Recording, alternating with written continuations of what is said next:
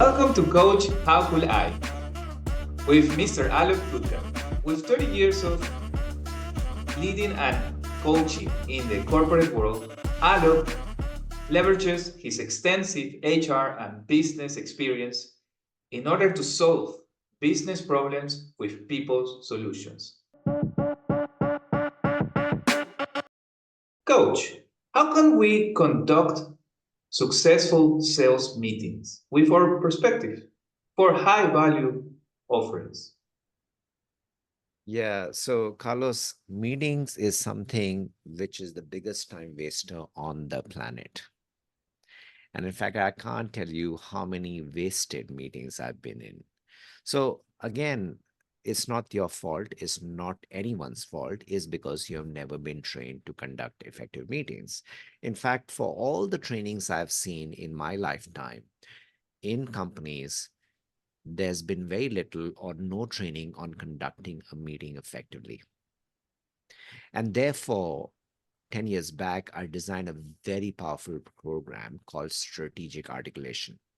And this strategic articulation is a very unique offering. In fact, don't try to Google it. You won't even find it over there because was taught only to CEOs in the past.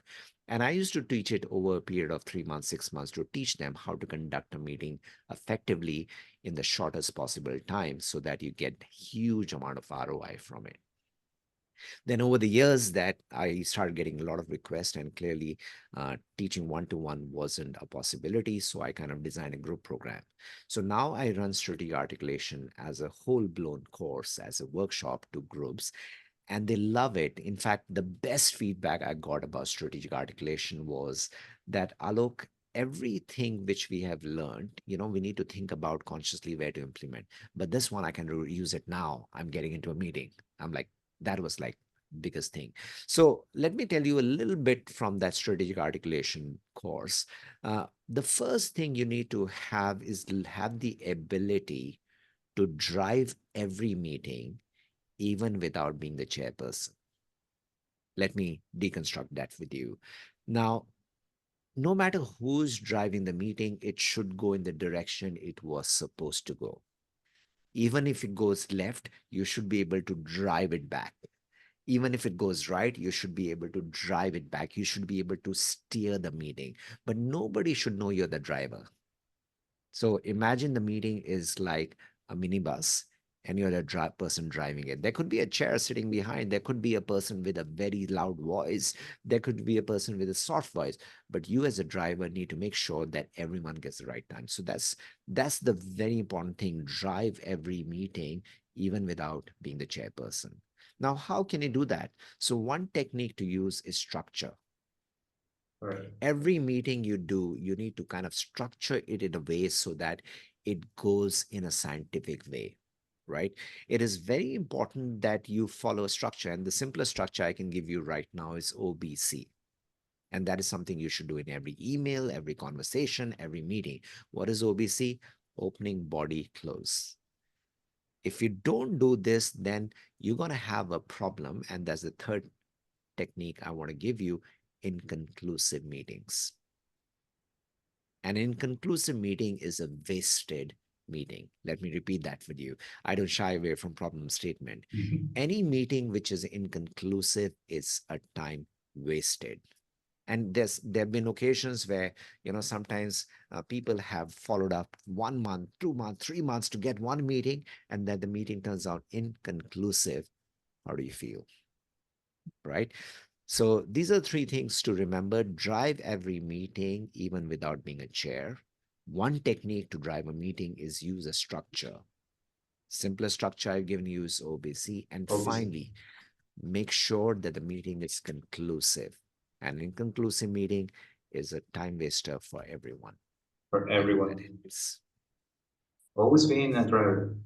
And in the sense of, as a CEO coach, Alok, how do you see this situation happening now with the recent changes that happened, let's say, since the pandemic, that there are online meetings most of the time, even in corporates?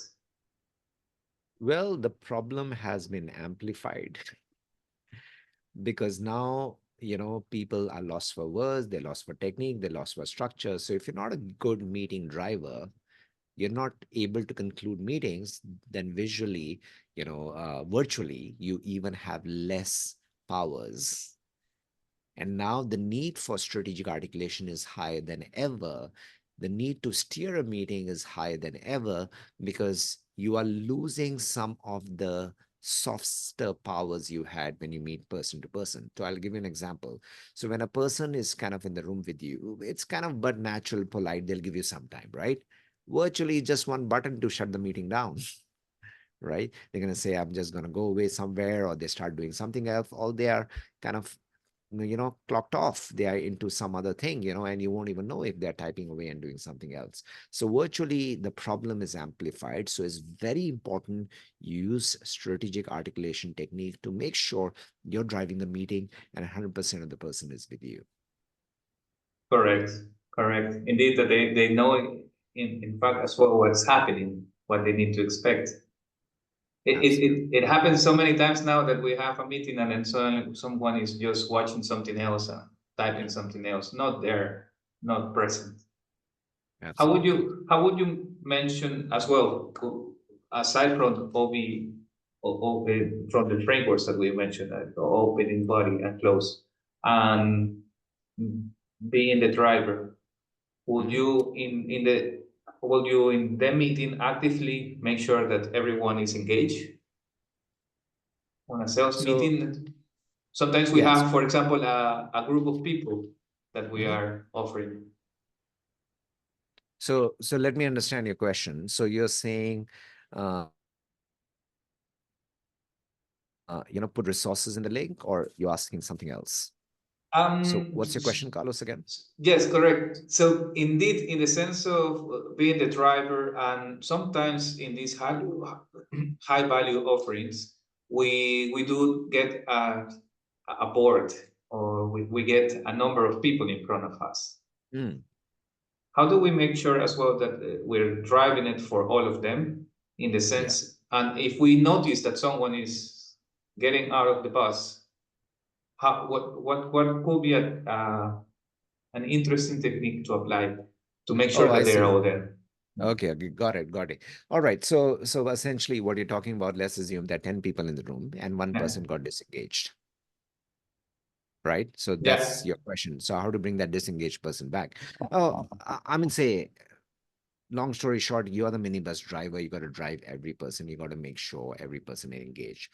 Now, obviously, you can't get 100% engagement when you're doing it virtually because you got limited superpowers. But then in a meeting, I never had a situation where 100% people were not engaged with me. So again, there are multiple psychological techniques. One of the technique which I use is to address that person directly. But then we need to remember it needs to be polite, right? So for example, we can ask them a question, but not expect an answer. So an example would be, Carlos, what do you think about driving a meeting? All right, do you know about this thing? So you kind of use what I call the rhetorical technique. Ask them a question yeah, directly, but don't expect an answer. Answer it for them. So that's one technique to engage them. And there are various other techniques to engage them. So one more technique to engage a disengaged person is to invite them politely for their point of view, invite them for their advice, or kind of a third tip is when you invite them, make sure you don't put them on the spot. yeah. So you invite them. So for example, you say, Carlos, I wanted your advice on, how to kind of do high value sales. But then let me give you an example of what problem I'm struggling with. Now, what you're doing, you're giving them time to think because they were disengaged. You put Correct. them on the spot, they will get embarrassed because the mind does not switch on immediately for some people. Yeah. So you're kind of giving them some bandwidth by telling a story so that they can prepare, and then you invite them for the advice. So three things to do to manage a disengaged person. You kind of call them out directly. Yeah. You kind of give them a question to answer, and Correct. also tell a story so that they prepare to answer and don't get embarrassed. So rhetorical is a great way to do it. Direct questioning is also a great way to do it. These are kind of three different ways you can get the disengaged person engaged with you again. Wonderful. And indeed, sharing the story, it also connects them on a personal level by you, in many cases, letting yourself feel vulnerable as well. Absolutely. Thank you, Coach.